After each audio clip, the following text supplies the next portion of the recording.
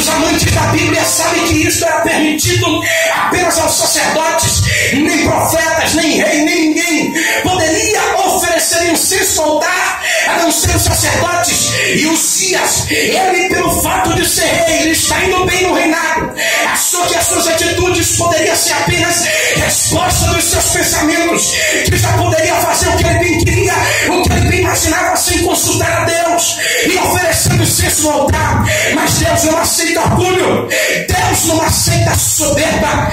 A Bíblia diz que Deus feriu o rei Uzias com uma lepra, como castigo do seu pecado. No livro de 2 Crônicas, capítulo de número 26, se não falha a minha memória, versículo de número 28, está escrito assim: assim ficou o leproso rei Uzias até o dia da sua morte. Nós vimos aqui que o castigo de Deus para com o rei não foi um castigo rápido, comum, passageiro, não. O castigo foi severo e até a morte, porque o nosso Deus é amor, é verdade, mas ele também é justiça contra aqueles que se levantam contra a sua palavra. Mas vamos para frente, porque eu quero adiantar a palavra de Deus. A Bíblia diz que o rei morreu, mas e agora? O que seria de uma nação sem o rei, pastor César Paulo? O que seria de um povo acostumado a viver nos cuidados da monarquia, agora sem mais ninguém para pelejar, agora sem mais ninguém para guerrear? O povo estava andando perdido. Os inimigos passaram a se aproveitar da situação em que Judá estava vivendo. E que morreu não foi um rei comum que passou Israel, foi o rei Uzias. O único defeito dele foi ter entrado no templo e oferecido incenso no altar. Mas contrário a isso, pense num rei corajoso, pense num rei que não era covarde, pense num rei que não era como os demais que passaram em Judá, que quando os inimigos vinham pelejar contra a mesma, ele não saía correndo para outras nações para pedir ajuda, mas ele era corajoso. Ele usava da autoridade que lhe foi dada e ordenava que o seu exército fosse e guerreasse contra os inimigos. E não tão somente isso, mas a história diz que ele tirava os seus vestes reais, tirava a veste de rei e colocava a veste de guerreiro, de general de guerra, e ia à frente do exército para também pelejar pela nação. Porque naquela época o povo tinha um dizer de que o rei, ele só era honrado quando ele morria na guerra, e o rei Uzias queria preservar isso.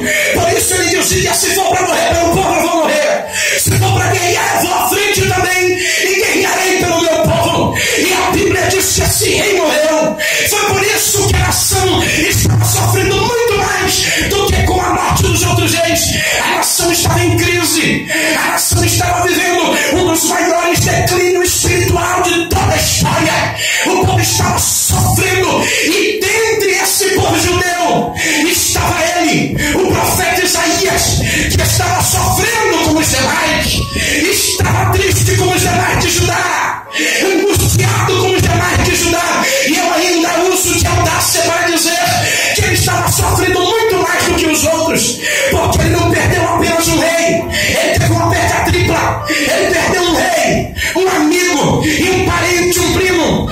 Parente porque a Bíblia diz que ele era da linhagem real do rei Uzias, ele era primo. Amigo porque a Bíblia diz que ele tinha acesso às cortes do rei Uzias, eram íntimos. Rei porque Isaías era natural de Judá, ele estava fragmentado por dentro, ele estava arrebentado por dentro.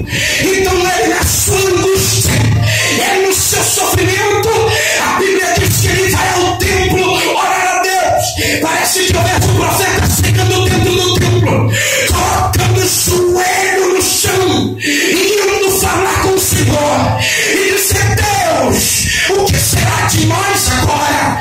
Não tem mais ninguém para pelejar por nós, não tem mais ninguém para guerrear por nós. O povo está morrendo, está sofrendo. Deixa eu abrir parênteses para lhe dizer algo aqui. O profeta Isaías tomou uma atitude muito diferente da que tomamos hoje. O profeta Isaías, no momento da crise, ele tomou uma atitude muito diferente de alguns irmãos e algumas irmãs que tomam hoje na igreja. Sabe por quê? Hoje, quando as pessoas entram em crise, entram em declínio, a primeira coisa que faz é procurar o celular para ligar para o pastor, para ligar para o missionário, para ligar para o pregador que foi na igreja, para orar por ele.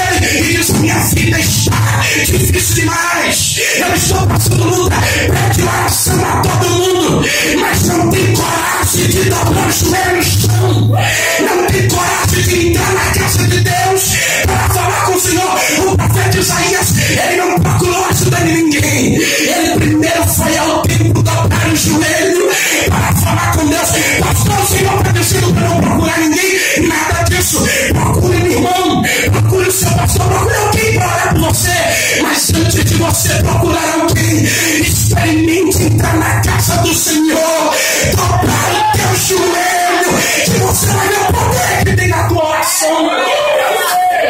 Parece que eu vejo o profeta dizendo: Senhor, o que será de nós agora? Está morrendo todo mundo na nação. Os inimigos estão nos bombardeando. Estamos vivendo agora de derrota, de fracasso. Sabe por que ele dizia assim: está morrendo todo mundo? Porque a história diz que quando o rei Uzias morreu, eu já disse isso aqui, o povo passou a sofrer muito mais do que com a morte dos outros reis. Os inimigos passaram a aproveitar da situação da nação em que a mesa estava enfraquecida e começavam a bombardear, a invadir a Judá. E a história diz que cada invasão dos inimigos em Judá era mais de 10 mil mortos. Todas as vezes que os inimigos invadiam Judá, deixavam mais de 10 mortos no chão, nesse período em que a nação ficou sem rei, antes do filho de Uzias assumir o reinado. E a história vai mais além. Diz que os inimigos invadiam a Judá 3 vezes por mês, ou seja, uma vez a cada 10 dias. A cada 10 dias, 10 mil mortos em Judá. A cada um dia, cerca de 1000 mortos em Judá. A nação estava com os dias contados. Ninguém esperava sobrevivência. O povo andava nas ruas sem perspectiva de vida, sabendo a qualquer hora os inimigos podem entrar e matar todo mundo. O povo andava na rua esperando a morte. Ninguém esperava sobreviver. O povo sabia que a qualquer hora os inimigos iriam entrar e iriam matá-los. Sabe por que morria-se tanto de pessoas? Porque não tinha rei. E sem rei não há exército. Sem exército não há peleja. Sem peleja não há vitória. A derrota ela é certa.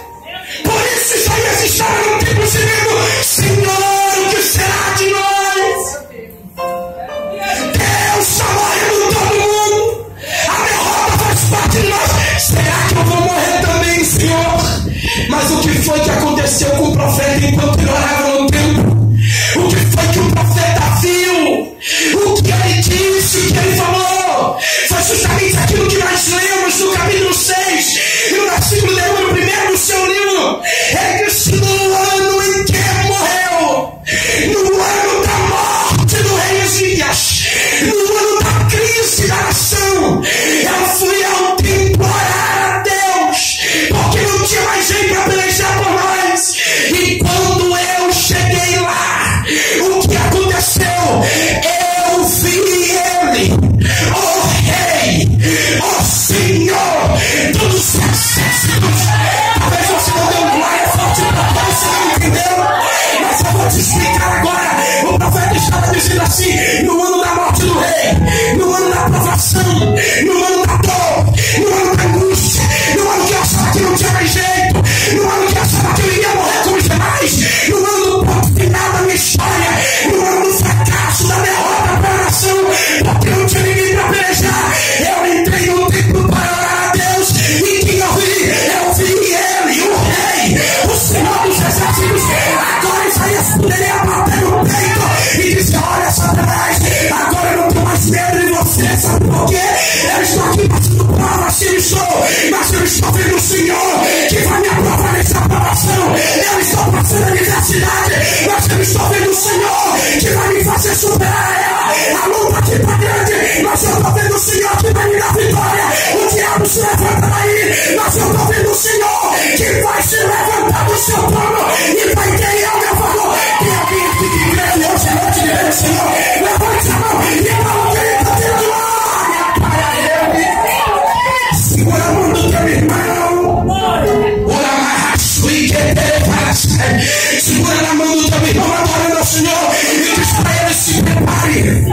Não, ele não entendeu, fala de novo: se prepare, porque hoje de noite te vê o Senhor. Não deu mais, fala de novo: se prepare, porque hoje de noite te vê o Senhor. Os céus vão se rasgar aqui hoje. Levante a mão que eu vou profetizar algo na tua vida. O que eu vou profetizar aqui hoje não é que Deus vai abrir unicamente portas para você, e muito menos janelas. Eu profetizo que Deus vai abrir os céus, vai rasgar os céus e vai se revelar para a casa de oração. No ano em que morreu, o